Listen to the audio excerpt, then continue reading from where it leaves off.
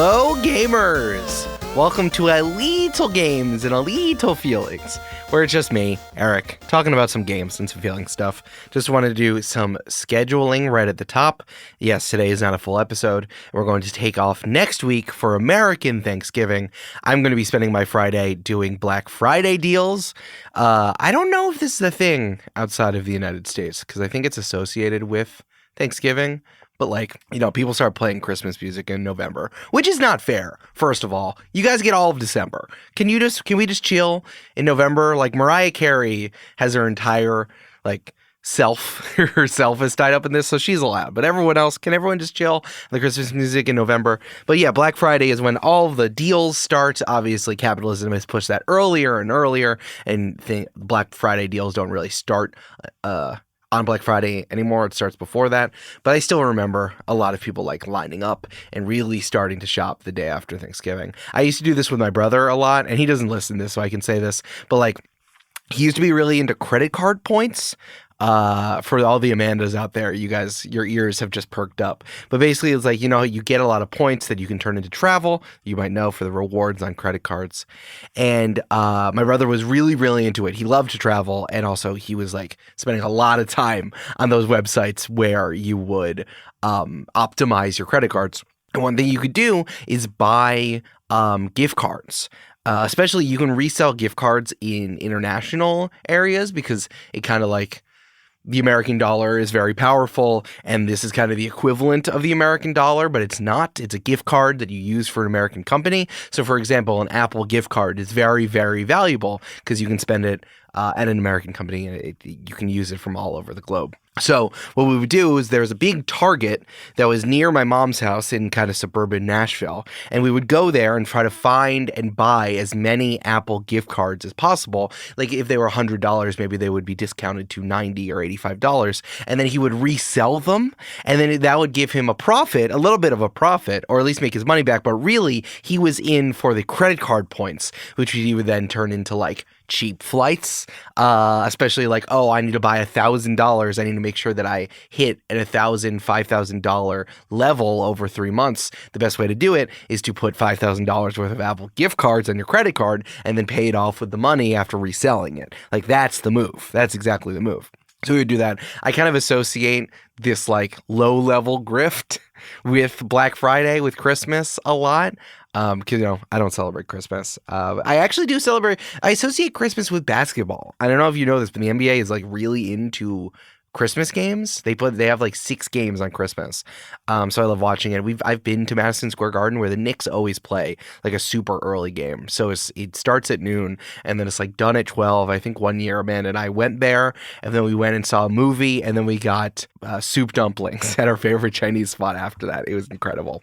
But yeah, the Black Friday stuff, that's what I'm going to be doing, is thinking about Black Friday, cajoling my brother into seeing if he wants to do it anymore, but I think he's out the game of artificially inflating his credit card limit for him to get more points so that he can go business class to Japan or something.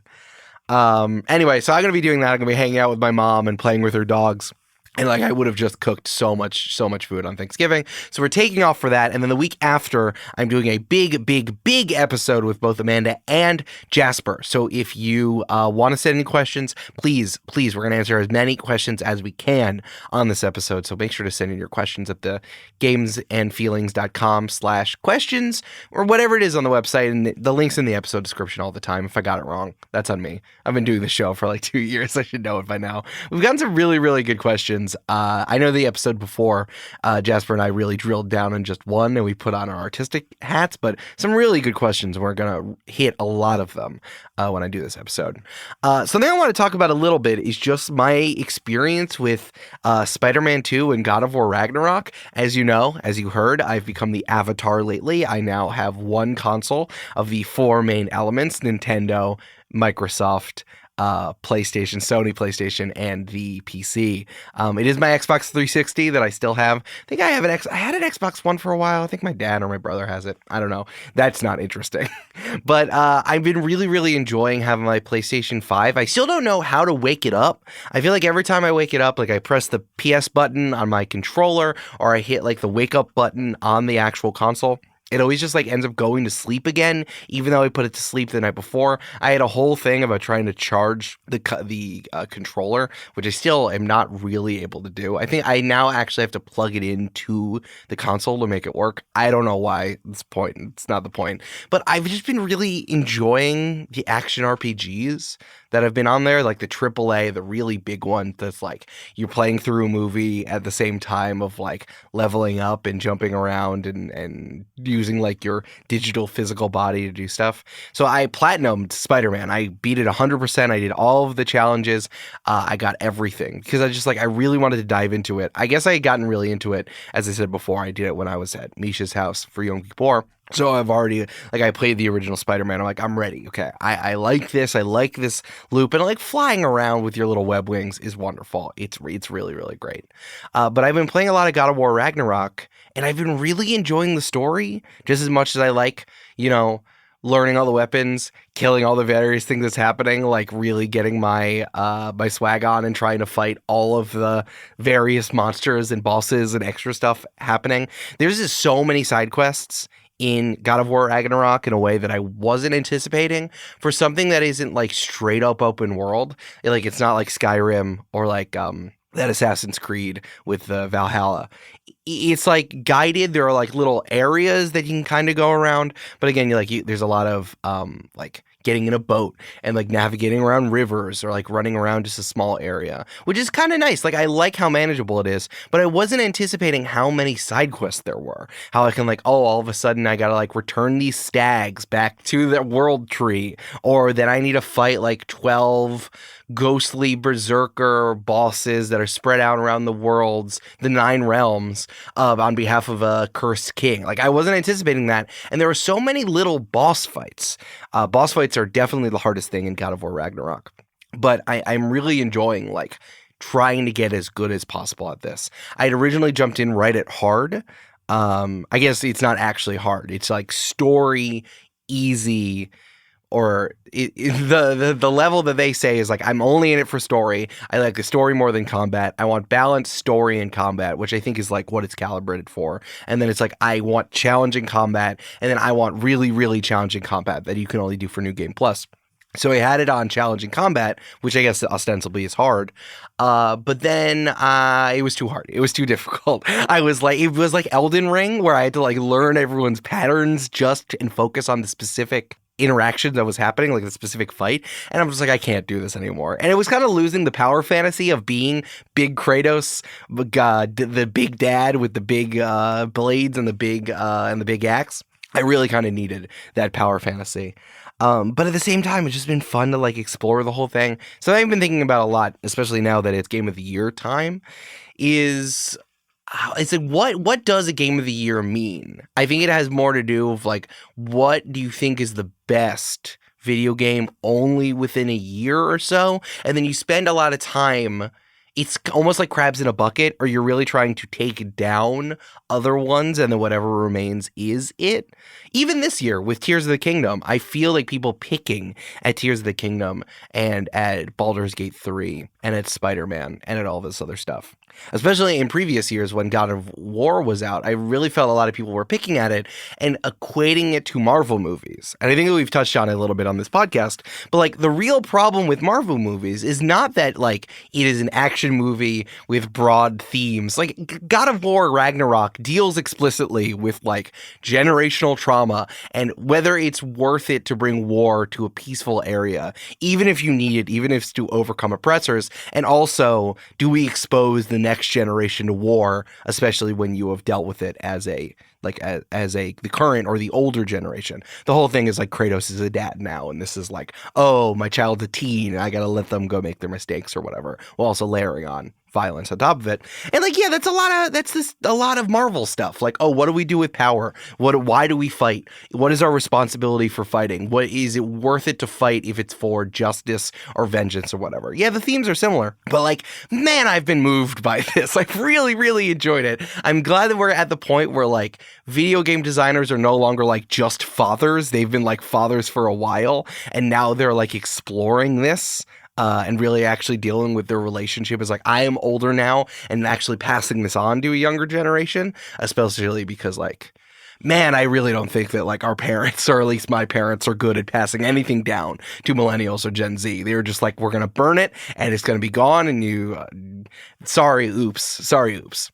But yeah, a lot of people during the Game of the Year stuff were kind of picking at this, thinking this was Marvel movie stuff. And first of all, I have already put like 30 hours into this. Yes, I'm doing a lot of side content at the same time, but like, man, I'm becoming so close with everybody who is involved. I'm getting close with Kratos, and with Atreus, his son, and with Freya, who is a big part of the previous game and a big part of this game, and also like the two dwarves, Sindri and Brock, and of Mimir, who's like the little goat man, who's like the smartest man alive, but you have his head on a rope that he's attached to Kratos' hip at all times, and how like Mimir really sees the three of them as like a family like that, and how their relationship have deepened. And it's like, well, yeah, I've spent a lot of time with it. It's not a Marvel movie because actually Marvel tries to get away with it by just like, one, giving us slop, right? It's like, you need to watch these TV shows. If you want more time with them, you need to take whatever we give them. But at the same time, they're trying to force emotion as quickly as possible. I think what happened with season 2 of Loki has been really up and down. The last episode I heard was very good. Now that like Tom Hiddleston finally, and Loki, the god, actually has this like apotheosis and the character is coming together. But it's been very up and down, especially as compared to like the Marvels and everything. They're trying to just like do it. It's like, here's the plan. You wish you were Kevin Feige. You wish you were a company. So you're going to just take whatever we give you. But God of War, you spend time with these characters. It's earned. I feel emotionally bonded with these people. Yeah, there's a bunch of fights in the middle and there's a lot of like side quest content, but like, man, everything looks really good. And I really like how Kratos as like a Greek god fits in with the Norse god stuff, which is the whole premise of these later games. The Dad of War series is that Kratos used to create all of these problems back in Greece, and now he's living like in the Norse mythology with his wife who died and everything, blah, blah, blah. I don't know. I'm just really enjoying it. They've done a really interesting job of like mushing all of this mythology together, really, really building relationships, because you just spend time not literally controlling these characters.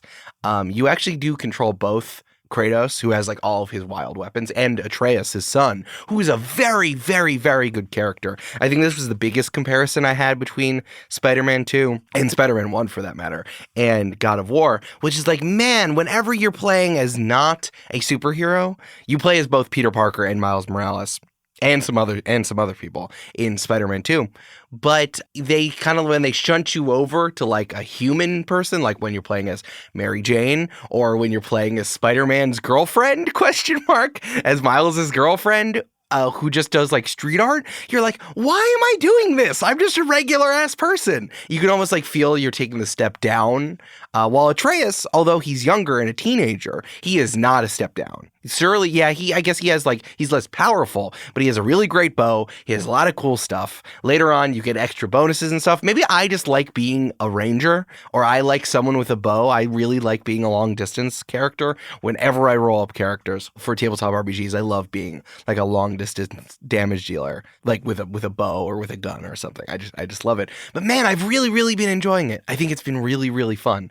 And I'm really actually enjoying the separation of characters there. It's not just slop. It really isn't. And I think that maybe people were drilling down and saying this was Marvel movie style plot because they wanted to take down God of War, because they wanted to say that their favorite game was in fact the best game happening. This was also the year when like Wordle was big. So on all the video game podcasts I was listening to, a lot of people were arguing that Wordle was the game of the year. And I'm like, shut up. No, it wasn't. No, it wasn't. Not even a little bit. Oh, man. Well, I'm really enjoying this. These action RPGs, straightforward stuff. I just, at the end of the day, I just want to sit there by myself with a one-player game and just like pour tons of hours into. My game before this, I used to do this with roguelikes. I did with Slay the Spire, which was card-based, and I did this with Enter the Gungeon, which was like a twin-stick shooter that was constantly replayable. I probably put 300 hours in that. But I think that like I like pouring it into a campaign and just kind of cleaning it up. I just like cleaning it up. And eventually I'll just look up guides and do what I need to do to just finish it out. Anyway, the point is, this is the episode for this week. Next week, we're skipping it because it's American Thanksgiving, and I'll be cajoling my brother for Target gift cards and for Apple gift cards, as I said before. And then we're going to do a big episode with Jasper and Amanda answering a ton of questions 2 weeks from now. So gamers, stay gaming. Remember to ask people for Legos. Just if you want Legos, perfect time. If you want Legos for Hanukkah and Christmas, just ask for it. Parents will think it's educational and they won't balk at the price. So Legos, that counts as a game. That totally counts as a game.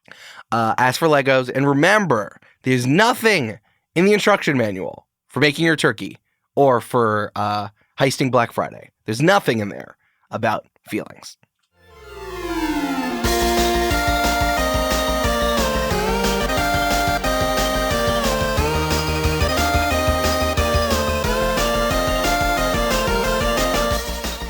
Games and Feelings is produced by Eric Silver and edited and mixed by Mischa Stanton.